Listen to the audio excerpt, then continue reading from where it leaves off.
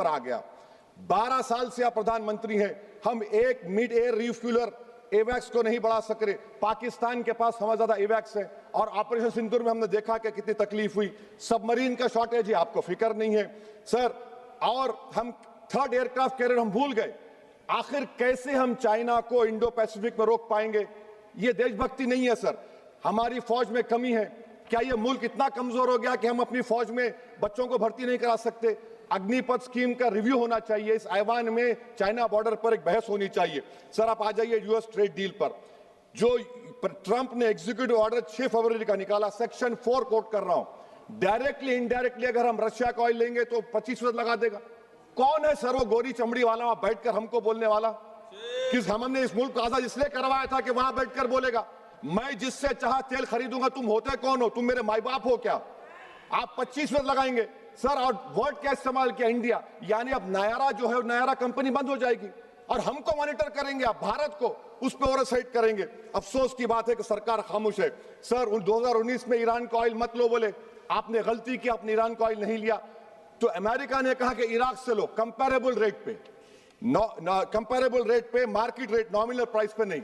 आज यूएस कह रहा है कि मोनोपोली रेट पे लो। कहां है सर? हम क्यों कर रहे हैं? क्यों इतना गिर रहे हैं इस गोरी चमड़ी वाले के सामने? आखिर हमारी हमियत कहां है सर?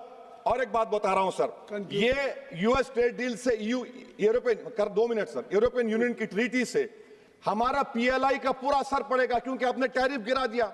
आपने टैरिफ गिरा दिया मेडिकल डिवाइसेस पर, आपने टैरिफ गिरा दिया सोफिस्टिकेटेड मशीनरी पर।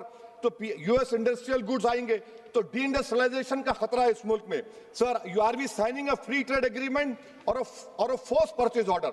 सर बांग्लादेश से यूएस ने कह दिया कि हमसे कॉटन खरीदो, 0 टैरिफ। सर भिवंडी, मालेगांव, बनारस के पावरलूम का क्या होगा? 70% रॉ कॉटन हम देते हैं बांग्लादेश को। सर एमएचए का बजट 5.7 बढ़ गया, डिफेंस का 15.99। मैं सरकार से मुतालबा करता हूं कि वेनेजुएला में जो हुआ, आप एक ऑपरेशन इंसाफ करिए। ऑपरेशन इंसाफ के तहत हाफिज सईद, मसूद अजहर, लखवी को घुस के लाइए भारत में, तभी इंसाफ होगा सर। जब तक खत्म कर रहा हूं सर, हम कुलभूषण यादव को भूल गए। वो कुलभूषण यादव उसको आईसीजे में रुकाया। आखिर हम कब लेके आएंगे कुलभूषण यादव को? वजीर आजम इजराइल को जा रहे हैं। मैं उनसे ये मुतालबा करता हूं कि वो गाजा को जाएं, 15 मिनट जाकर देखें। 60,000 फलस्तीनियों खत्म कर दिया गया। और नेतन्याहू पर आईसीजे का अरेस्ट वारंट है, आईसीसी का, और आईसीजे में केस चल रहा है सर। तो मैं आपसे मुतालबा करता हूं कि वजीर आजम गाजा के बारे में देखें।